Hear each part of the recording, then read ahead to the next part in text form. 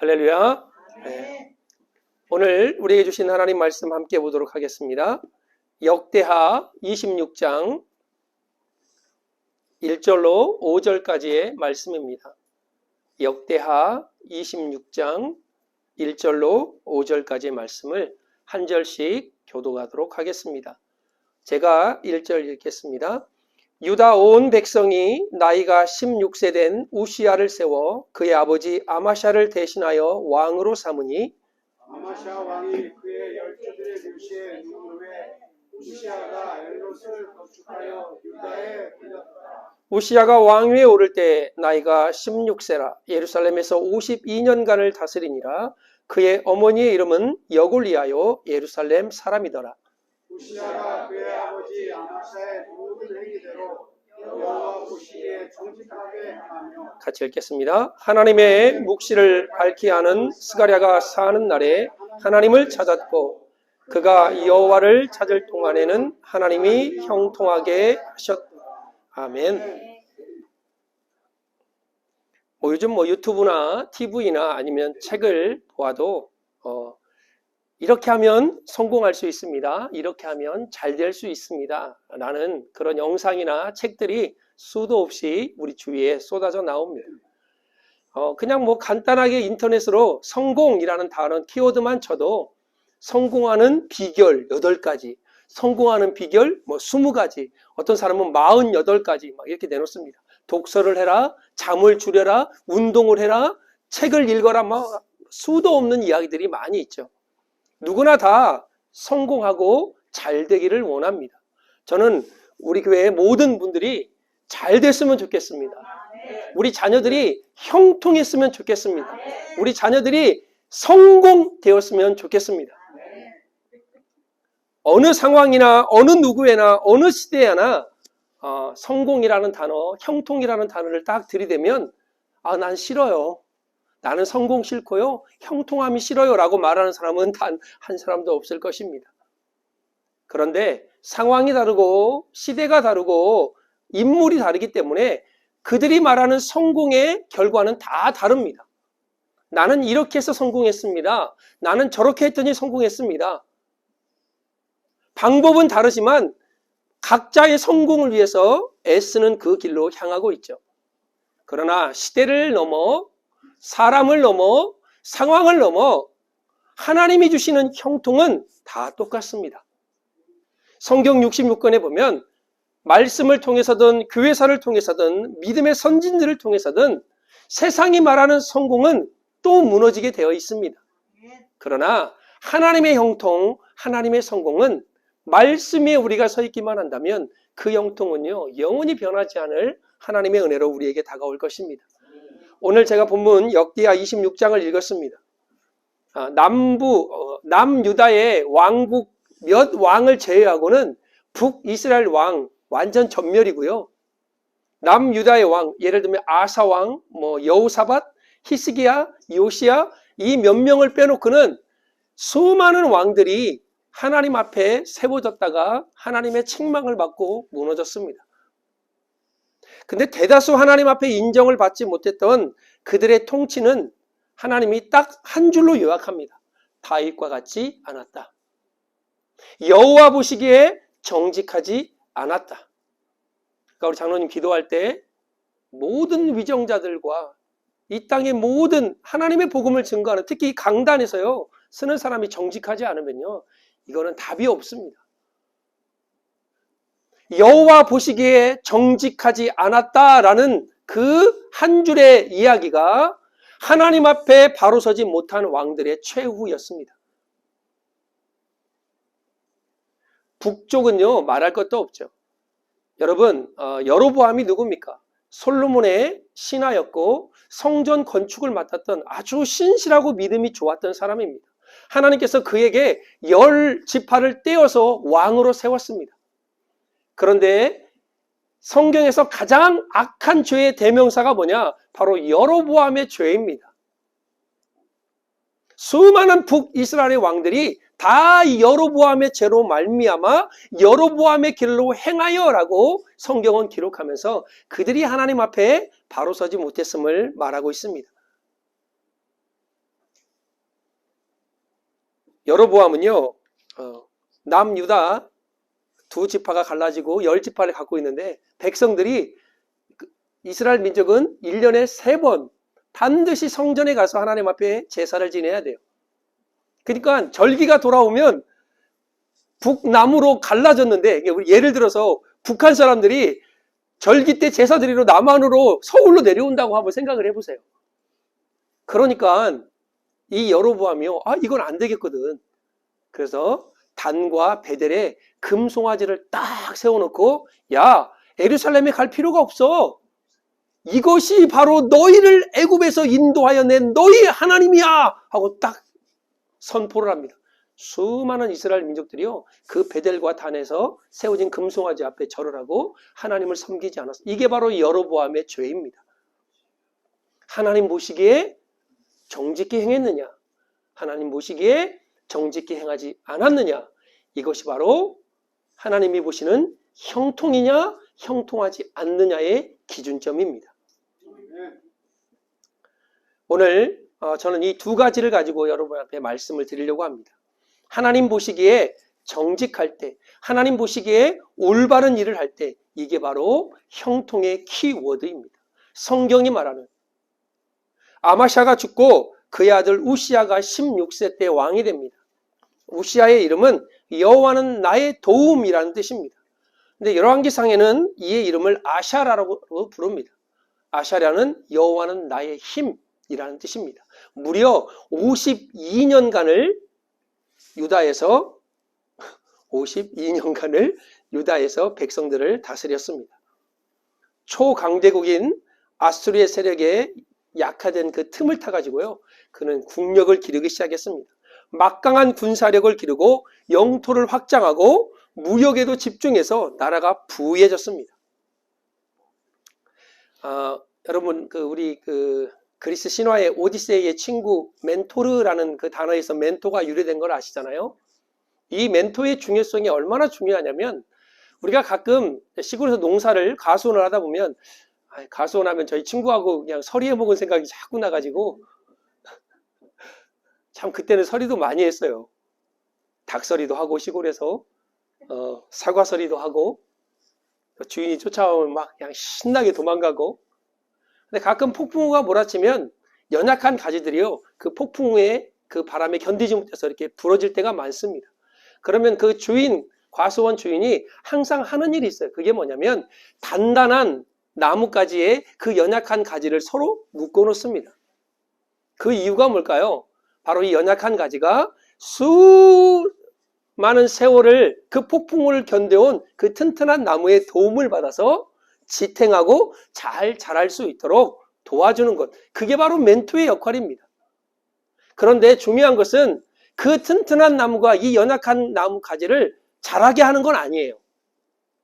영양분을 주고 햇빛과 물을 주는 게 아니라 그냥 옆에서 그에게 버팀목이 되어주는 것입니다. 우리의 영적 성장도 마찬가지예요. 그래서 사람을 누구를 만나느냐, 그렇게 중요하다라고 제가 늘 강조했던 게 바로 그겁니다. 나의 영적으로 버팀목이 되어줄 사람과 옆에 있어야 되지, 내 영을 갉아먹고 내 영을 도끼로 찍어내는 사람하고 가까이 있으면요, 여러분은 영적으로 성장할 수가 없습니다. 그런데 그 사람이 여러분에게 뭔가를 막 해주는 게 아니라 여러분 옆에 그냥 이렇게 버팀목만 되어줘도, 여러분이 누군가의 버팀목만 되어줘도 하나님께서 그를 성장시키고 그를 이끄실, 이게 바로 멘토의 역할인 것입니다. 오늘 본문에 나온 이 우시아는요, 가만히 보면 크게 보면 두 사람의 멘토가 이를 이끌어준 것을 볼 수 있습니다. 하나는 스가라고 하나는 여골리아라는 어머니입니다. 물론 성경은 이 여골리아에 대해서 정확하게 기록하고 있지는 않습니다. 자신의 남편이 아마샤가 하나님 앞에 은혜를 입습니다. 그리고 하나님께서 그를 통하여 놀라운 일을 행하십니다.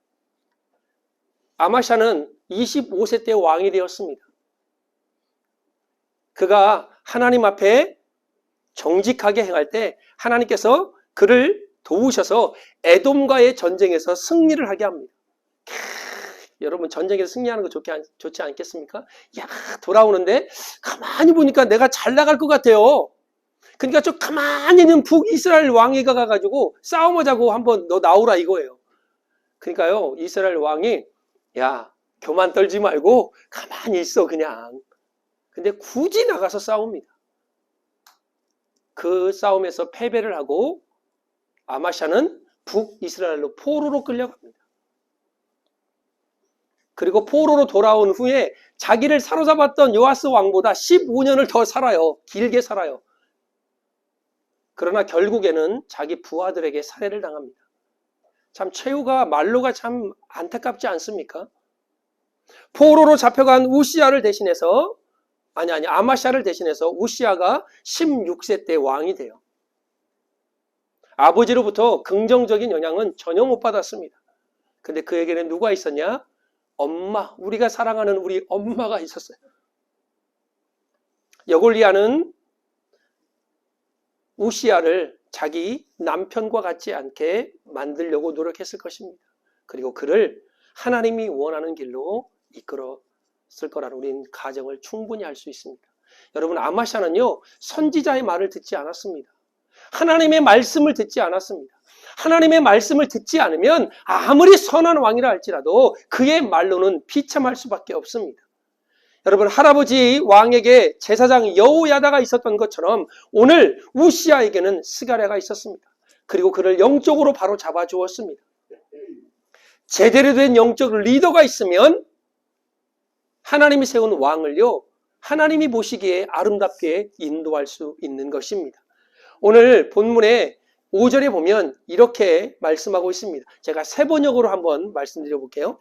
그의 곁에는 하나님을 경외하도록 가르쳐주는 스가랴가 있었는데 스가랴가 살아있는 동안 우시야는 하나님의 뜻을 찾았다.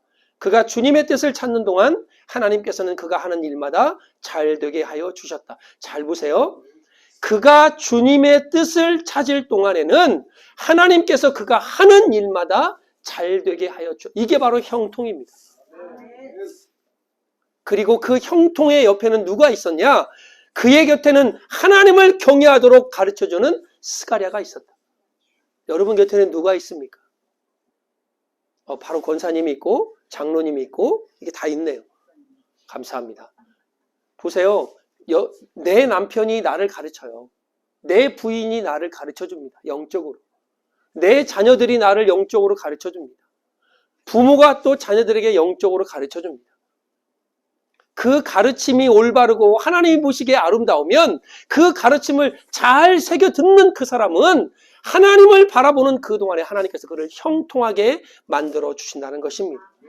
여러분, 이 우시야는요, 여골리아와 스가랴의 말을 경청했습니다. 멘토의 말을 들었습니다. 그리고 그 말을 듣고 주님의 뜻을 찾고 하나님을 바라보았습니다. 그러면 그 후에 7절부터 하나님이 그를 도왔고 8절에 하나님이 그를 높여주셨고 9절과 10절에 하나님이 나라를 든든하게 하시고 평온하게 하셨고 11절부터 15절에 군사력을 강하게 하여 주셨습니다. 이게 바로 하나님이 주시는 형통입니다. 26장 15절에 보면 그의 이름이 멀리 퍼짐은 기이한 도우심으로도 강성하여 짐이었더라. 그의 명성이 사방으로 퍼졌대요. 하나님께서 그를 도우셨으므로 그는 강한 왕이 되었다라고 성경은 기록하고 있습니다. 성경이 말하는 복의 형통의 원리는요, 간단합니다. 하나님의 사람의 말을 듣고 그가 말하는 하나님이 원하는 길로 올바르게 정직하게 행할 때 하나님께서는 그의 삶을 형통으로 이끄신다는 것입니다. 우리가 복 이야기를 할 때 빼놓지 않고 말하는 성경 본문이 있습니다. 어딜까요? 시편 1편입니다. 복 있는 사람은 악인의 길을 따르지 않고 죄인의 길에 서지 않고 오만한 자의 자리에 앉지 않고 오직 여호와의 율법을 즐거워하여 그 율법을 주야로 묵상한다라고 말합니다. 그럴 때 시냇가에 심은 나무가 철을 따라 열매를 맺고 잎사귀가 마르지 아니함 같으니 그 행사가 다 형통하리로다. 아멘. 이게 바로 복 있는 사람이 말하는 성경이 말하는 복 있는 사람의 길입니다. 형통하길 원합니까? 잘 되길 원합니까? 성공하길 원합니까? 우리 요수들도 잘 들으세요. 여러분이 정말 잘 되기를 원한다면 복 있는 사람의 길을 따라가야 돼요. 하나님께서 말씀하시는, 하나님이 원하시는 사람의 말을 같이 옆에 있어서 듣고 그가 말하는 하나님께서 원하시는 올바른 길, 정직한 길을 갈 때 하나님은 여러분의 길을 형통으로 이끄실 것입니다. 근데 반대로요, 우시아가 오늘 이 두 가지를 다 보여주고 있어요. 하나님의 형통과 하나님의 불통. 그게 뭐냐? 우시아가 하나님 앞에 이렇게 은혜를 받습니다. 나라가 강성해집니다. 하는 일마다 하나님께서 잘되게 하십니다. 풍요로워집니다. 바로 이때가 문제예요. 힘들고 어려울 때는 우리가 늘 하나님을 찾지 않습니까? 일이 풀리지 않고 고난의 터널을 지나갈 때 우리는 하나님께 울부짖으며 하나님의 도움을 간구합니다. 그러나 문제는 하나님의 도움을 받고 삶이 평탄하고 평온해질 때 교만이라는 놈이 고개를 살포시 듭니다.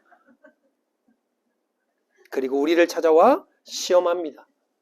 내가 이룬 이 업적이 내가 한 것 마냥 교만해지기 시작합니다.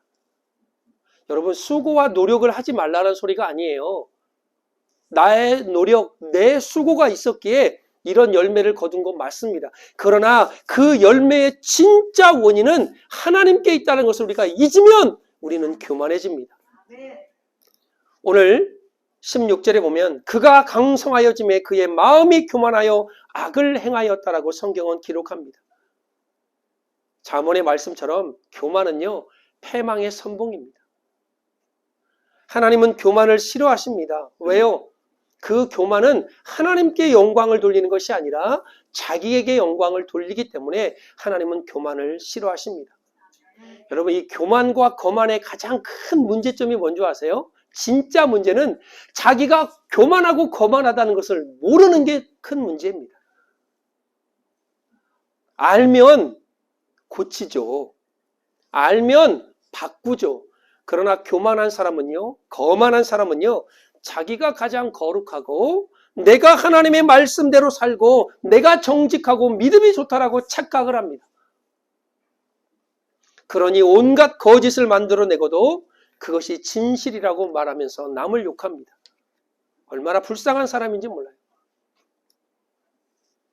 아까 우리 장로님 기도 가운데 이단의 세력, 사탄의 세력, 거짓을 말하는 싹군 목자들은 다 망하게 하여 주옵소서. 아멘입니다.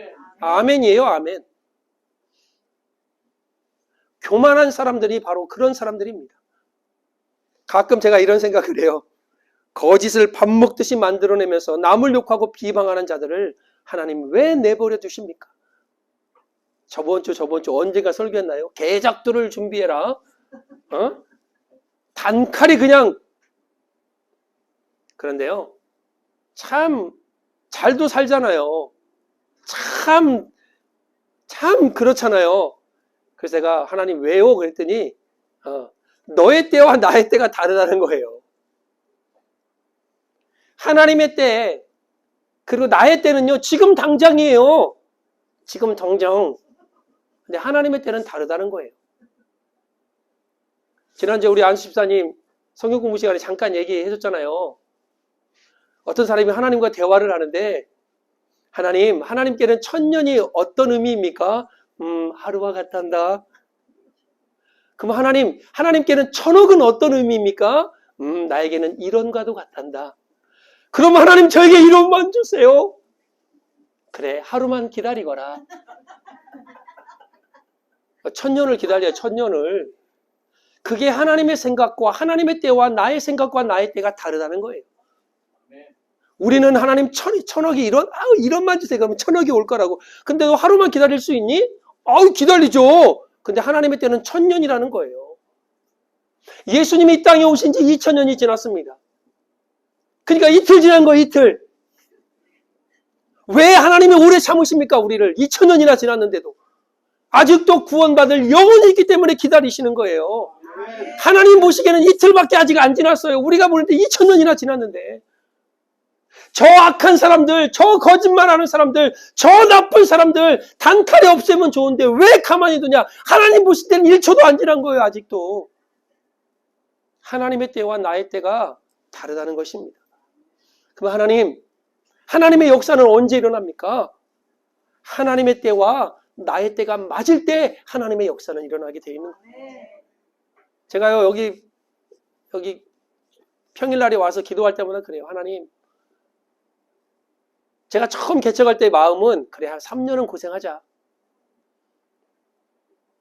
나무도 심어놓으면 그 정도는 해놔야 열매를 먹을 거 아닙니까? 자, 3년은 좀 고생하자. 그런데 어느 날 자리에 찼다가 나갔다가 또 앉았다가 안 나왔다가 이러면요, 마음이 막 제가 막 아팠다가 쓰렸다가 그래, 하나님이 기도하다 보면 또 힘 주셨다가 그렇죠, 하나님, 또 아팠다가 쓰렸다가 주차장을 바라봤다가 돌았다가 차가 오는지 봤다가 이게요, 여러분이 생각하는 마음하고 조금 달라요. 그런데 하나님의 때 그리고 나의 때가 다르다는 거예요. 하나님의 때가 차지 않으면 나의 때가 아무리 찼다고 해도요, 하나님의 역사는 일어나지 않습니다. 교만은 본질적으로 자기 숭배예요. 우시야 왕에게 하나님은 형통을 주셨습니다. 그에게 능력을 주셨습니다. 그리고 그를 붙들어 주셔서 그의 나라가 강건해지게 만들어 주셨습니다. 골치를 썩었던 블레셋 아라비아 마온 등을 쳐서 유다에 복속시켰고 나라가 강성해지고 왕으로서 자기의 직무를 성공적으로 마쳤습니다. 얼마나 이게 복된 일입니까? 그런데요, 교만이라는 녀석이 고개를 살포시 들기 시작합니다. 내가 이렇게 훌륭하게 왕의 직무를 수행했는데 제사장직까지 내가 수행할 수 있지 않을까라는 생각을 하게 됩니다. 이게 바로 교만이에요, 교만. 성전 안으로 탁 들어가서요, 분향단에 분향을 하려고 딱. 여러분, 그 당시의 성전은요, 그냥 단지 몇 사람만이 들어갈 수 있는 배타적인 장소가 아니라 하나님을 만나는 거룩한 장소였습니다. 그런데 왕이 해야 될 일이 따로 있고 제사장이 해야 될 일이 따로 있는데, 자기가 이렇게 강성해지고 자기가 한 것처럼 자기 업적을 자랑하며 어깨를 으시대다가 모든 백성이 이렇게 세워주는 제사장, 왕도 그의 밑에 있지 않습니까? 왜? 신정국가니까. 내가 이렇게 훌륭한 일을 하고 내가 이렇게 나라를 잘 세웠는데 저 제사장들마다 못한 게 뭐가 있어? 그래, 하나님께 분향하자. 들어갑니다. 왕의 자리에 있어야 될 그가 제사장의 자리까지 넘보는 그 순간 아시아라가 우시아를 막습니다. 왕이요! 이거는 왕이 할 일이 아닙니다. 그러면 깨달아야죠. 바로 잘못했습니다. 이건 나의 일이 아닌데 하나님 저를 용서해 주십시오. 이게 아니라 화를 내면서 그 제사장에게 막 네가 뭔데? 이렇게 화를 냅니다. 네가 뭔데는 안 나왔습니다. 화를 냅니다. 화를 내자마자 하나님께서 그에게 문둥병으로 치십니다. 이마에부터 퍼진 그 문둥병에 의해서 그는 성전뿐만 아니라 왕실에도 있지 못하고 쫓겨나게 됩니다. 그리고 그가 죽었을 때 왕가의 묘실이 아닌 변두리 땅에 장사되는 그런 최후를 맞이합니다. 이게 바로 교만함의 결과입니다. 오늘 본 우시아는요, 우리에게 두 가지 교훈을 줍니다. 훌륭한 영적인 멘토를 통해서 그는 하나님이 원하시는 정직한 길로 행해서 하나님이 그를 통하여 형통이라는 은혜를 베풀어 주셨습니다. 그러나 교만함을 이기지 못하면 내가 한 것처럼 자기 업적을 드러내는 그 순간에 하나님은 그를 버리신다는 것입니다. 세상적인 성공과 형통은 출세하고 잘 나가고 고난이 없는 것을 형통이라고 말을 합니다. 건강하고.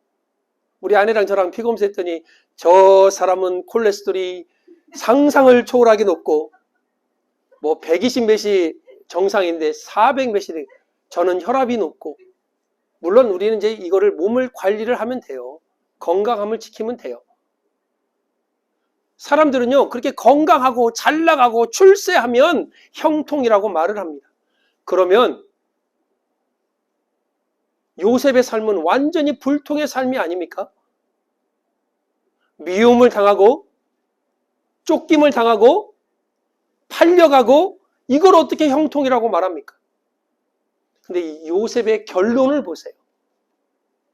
하나님이 그와 함께 하심으로, 하나님이 그를 인도하심으로, 하나님이 그를 붙들어 주심으로 하나님은 요셉의 삶을 형통으로 이끄십니다. 세상이 말하는 형통과 성경이 말하는 형통이 다르다는 것입니다. 하나님 여러분과 함께 하십니까? 하나님과 교제하고 계십니까? 하나님과 동행하고 계십니까? 그러면 그게 바로 형통입니다. 지위가 높고 물질이 많고 아무리 잘 나간다 할지라도 하나님이 함께 하지 않으면 그거는 형통할 수 없습니다. 내 인생 가운데 힘들고 어렵고 답답한 일이 있다 할지라도 하나님의 임재 안에 거하는 사람, 하나님을 경외할 수 있는 사람, 하나님을 찬양할 수 있는 사람, 그 사람을 바로 성경은 형통한 사람이라 말씀합니다. 오늘 저와 여러분은 역대하 26장을 통해서 하나님 보시기에 정직할 때와 하나님 보시기에 정직하지 않을 때의 상황을 우리는 우시아를 통해서 보았습니다. 겸손과 교만이라는 간단한 이야기 같지만, 성공과 형통이라는 가장 간단한 이야기 같지만, 이 안에는 우리에게 주는 하나님의 놀라운 진리와 교훈이 있음을 여러분 잊지 마시고, 이 한 주간도 하나님 보시기에 올바른 일을 하는 정직한 한 주간이 되기를 소망합니다. 겸손함으로 하나님과 함께함으로 하나님이 주시는 형통의 삶을 살아나가는 그런 귀하고 복된 한 주간이 되어지기를 우리 주 예수 그리스도의 이름으로 축복합니다. 아멘. 우리 시간 함께 기도할 텐데요.